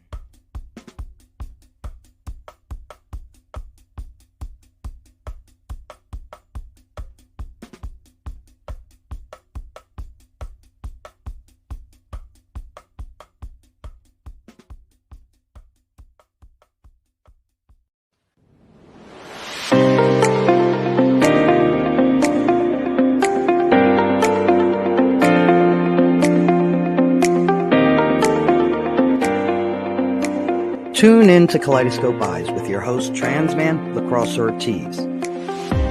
Every week, we will be touching topics within the LGBTQIA+ community.